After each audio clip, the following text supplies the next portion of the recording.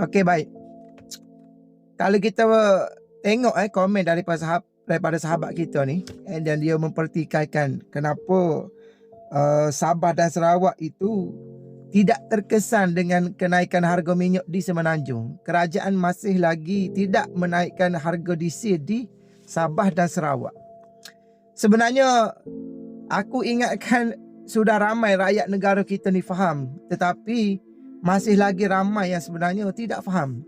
Jadi aku ambil kesempatan ini untuk buat khusus satu video ni kepada siapa-siapa yang masih lagi bertanya kenapa harga minyak di Semenanjung, Sabah dan Sarawak itu tidak dinaikkan.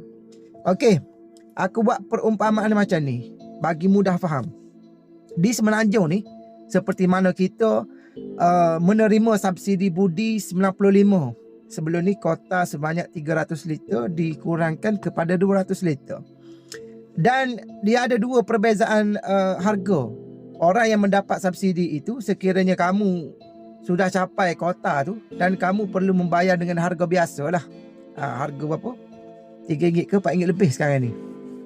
Jadi kenapa ada dua perbezaan harga kat situ?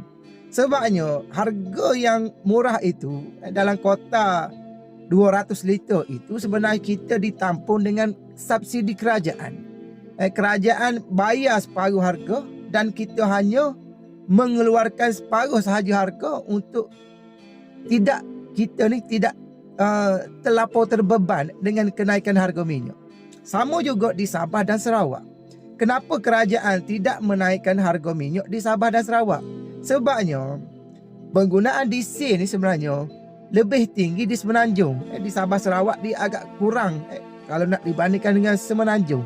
Akan tetapi sektor-sektor yang menggunakan diesel di Sabah Sarawak itu adalah sektor yang berkepentingan.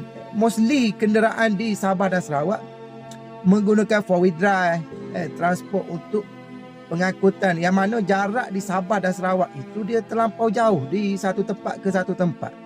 Ditambah pula yang mana nak ke pendalaman pengangkutan air semua pakai diesel. Jadi okey, sebelum tu aku nak tambah lagi. Barang dekat Sabah dan Sarawak jauh lebih mahal berbanding dengan Semenanjung. Dia tak sama dengan Semenanjung. Di Semenanjung ni kalau kata ayam dekat kita ni contohnya RM8, dekat Sabah dan Sarawak dia RM10, RM11, mahal. Jadi macam mana kerajaan nak berlaku adil bagi negeri Sabah dan Sarawak? Kerajaan menanggung subsidi. Sama juga seperti mana yang aku terangkan awal tadi, bila mana kita guna petrol dalam kota 200 liter itu kita bayar dengan harga yang murah. Sama juga di Sarawak. Sebenarnya bukan tak naik, tapi kerajaan kawal kenaikan diesel di Sabah Sarawak itu ditampung dengan subsidi. Itu je sebenarnya. Jadi kenapa kita rakyat Malaysia ni di Semenanjung ini seolah-olah kita tidak berpuas hati, sedangkan rakyat Sabah dan Sarawak kehidupan seharian dia sudah berbelanja dengan kadar harga yang lebih dengan kita di Semenanjung.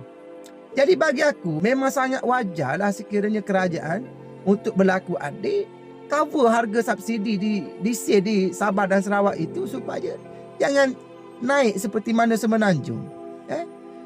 Kalaulah kata bagi harga itu sama, bagaimana dengan harga barang dekat sana? Lagilah menambung dan automatik dia akan memberi kesan kehidupan rakyat di Sabah dan Sarawak. Bukan soal kerajaan takut sebab parti politik kat sana tarik sokongan apa ke semua, bukan. Tetapi kerajaan nak berlaku adil. Berlaku adil ni maksudnya kita meletakkan sesuatu di pada tempat yang sepatutnya. Jadi aku harap rakyat di Semenanjung ini fahamlah. Tak usahlah kita nak mempertikaikan. Ini merupakan salah satu inisiatif bagi aku yang sangat baik kerajaan buat. Sebab tu aku kata hari ni bukan soal aku membela kerajaan bila mana diesel naik harga, barang naik harga. Tidak, bukan.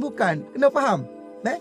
Aku bercakap soal kenapa aku mempertahankan kerajaan ini, sebab aku nampak kerajaan ini adalah lebih baik daripada pemimpin lain yang ada. Sekiranya pihak pembangkang boleh bagi solusi ataupun cadangan kepada kerajaan, ataupun memang dah terbukti pemimpin pembangkang ni memang ternyata hebat bijaksana, aku boleh sokong je. Kita boleh bagi dia peluang untuk takbir negara. Tetapi hakikatnya pemimpin pembangkang Perikatan Nasional ini, kita tengok dia sama level je dengan Walaun, dengan pembangkang, dengan rakyat dan netizen ini, yang hanya pandai mengkritik tetapi tidak pandai untuk mencari solusi.